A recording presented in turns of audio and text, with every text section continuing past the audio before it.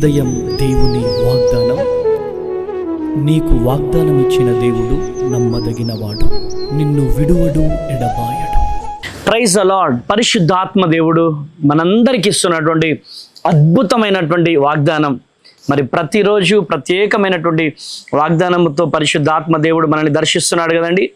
ఈరోజు పరిశుద్ధాత్మ దేవుడు మనకిస్తున్న వాగ్దానం కీర్తన గ్రంథము 113వ అధ్యాయం 9వ వచనం. ఆయన సంతులేని దానిని ఇల్లాలుగాను, కుమారుల సంతోషము గల తల్లిగాను చేయును. కృప కలుగునుగాక. ఈరోజు గర్భఫలము లేక బాధపడుతున్నావేమో, సంతానము లేని సహోదరిగా నువ్వు ఉన్నావేమో, గర్భఫలం లేక అనేకమైనటువంటి నిందలతో, అవమానాలతో, కష్టాలతో, కన్నీళ్లతో ఈరోజు ఈ వాగ్దానం చూస్తున్నావేమో. ప్రియా సహోదరి, సహోదరుడా, నీ జీవితంలో నా దేవుడు గొప్ప కార్యం చేయబోతున్నాడు.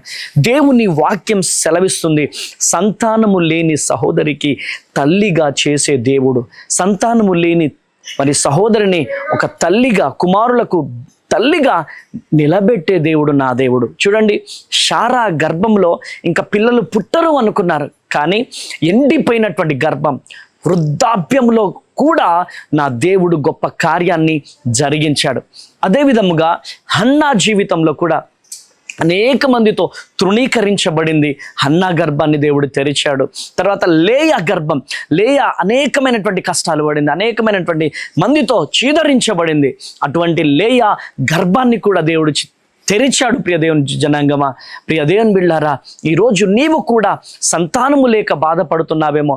చూడు, ఒక తలుపు మూయబడ్డది, ఒక తలుపు మూయబడ్డదని చెప్పి ఏడుస్తున్నావేమో, ఈ తలుపు ఎప్పుడు తెరవబడుతుందని. నేను చెబుతున్నాను, ఒక తలుపు మూయబడితే 7 ద్వారాలను తెరిచే దేవుడు నా దేవుడు. నీ జీవితంలో గొప్ప కార్యాన్ని నా దేవుడు జరిగిస్తాడు. ఈరోజు ఇంకా ఆలస్యం అవుతుంది, ఇంకా ఆలస్యం. చూడండి, గడియారాన్ని చూడండి. ఈరోజు మన జీవితంలో ఒక్కొక్క దానికి ఒక్కొక్క సమయం ఉంది. ఇంటర్ చదవడానికి ఒక టైం ఉంది, డిగ్రీ చదవడానికి ఒక టైం ఉంది, పీజీ చేయడానికి ఒక టైం ఉంది, బైబిల్ కాలేజ్ చేయడానికి ఒక టైం ఉంది, పరిచర్య చేయడానికి ఒక టైం ఉంది. ఒక్కొక్క దానికి ఒక్కొక్క టైంని దేవుడు నిర్ణయించాడు. ఎస్, ఈరోజు నీ జీవితంలో మరి చక్కని కుమారుడు పుట్టడానికి ఒక టైంని దేవుడు ఏర్పాటు చేశాడు. సో దానిని బట్టి నువ్వు భయపడాల్సిన పని లేదు, దానిని బట్టి నువ్వు దిగులు పడాల్సిన పని లేదు. ఒక సమయాన్ని నా దేవుడు నీ జీవితంలో నిర్ణయించాడు. Praise the lord. చీకటి అనుకుంటుంది, ఏంటి నా జీవితం చీకటిగానే ఉంటుందా, నా జీవితం ఇంతేనా, నా బ్రతికింతేనా అనుకుంటుంది. కానీ ఒకానొక టైం ఉదయం రాగానే సూర్యుడు వస్తూ ఉంటాడు. ఆ చీకటి కాస్త సూర్యుడు రాగానే, వెలుగు రాగానే చీకటి పారిపోతుంది. ఒక సమయం ఉంది నీ జీవితంలో వెలుగుతో నింపబడడానికి ఒక సమయం ఉంది. ఈరోజు నీ జీవితంలో చక్కని కుమారుడు పుట్టడానికి, చక్కని బిడ్డ పుట్టడానికి, ఈరోజు నీ ఇంట్లో ఫంక్షన్ జరగడానికి ఒక టైం ఉంది. నా దేవుడు తప్పక జరిగిస్తాడు. చెల్లి, ఈరోజు గర్భఫలం లేక బాధపడుతున్నావా, ఈరోజు నిందలతో బాధపడుతున్నావా, నా దేవుడు తప్పక నీ జీవితంలో గొప్ప కార్యం జరిగించి తీరుతాడు. నేను చెబుతున్నాను, మరుసటి ఏట తల్లిగా నిన్ను నిలబెట్టబోతున్నాడు, మరుసటి ఏట చక్కని తండ్రిగా నిన్ను నిలబెట్టబోతున్నాడు. ప్రియ దేవుని జనాంగమా, హైదరాబాద్లో నిన్నటి దినాన ఒక సహోదరి ప్రార్థన చేయించుకున్నాను. అన్న, మేము 6 నెలల నుంచి వస్తున్నామన్నా, మరి మేము చక్కగా వస్తున్నాం మందిరానికి, మరి నాకైతే మరి నెలసరిగా రాలేదన్నా. తప్పకుండా అన్న, నాకు కన్ఫర్మ్ అయింది, నాకు విశ్వాసం ఉంది, మీతో ప్రార్థన చేయించుకొని నేను వెళ్ళి మరి టెస్ట్ చేయించుకోవాలనుకుంటున్నానన్నా అని చెప్పినప్పుడు నేను ప్రార్థన చేశాను. నేను హైదరాబాద్ నుంచి కొత్తగూడెం రాగానే వాళ్ళు కాల్ చేసి చెప్పారు, అన్నా 18 సంవత్సరాల తర్వాత నా గర్భాన్ని దేవుడు తెరిచాడన్నా. ఆమెన్. 18 సంవత్సరాల తర్వాత దేవుడు గర్భాన్ని తెరిచాడు. ఈరోజు ఎన్ని సంవత్సరాలైనా నా దేవుడు కార్యం చేయడానికి సమర్థుడు. విశ్వాసంతో ఉండండి.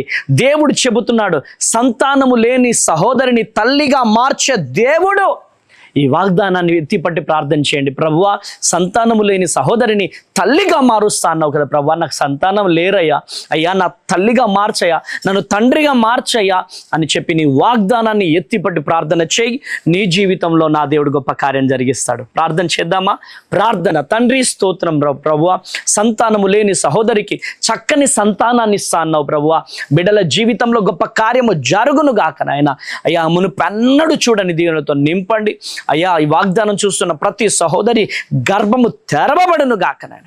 నీ మహిమతో నింపుతురమని యేసు నామంలో ప్రార్థిస్తున్నాను తండ్రి, ఆమెన్. కృప కలుగును గాక.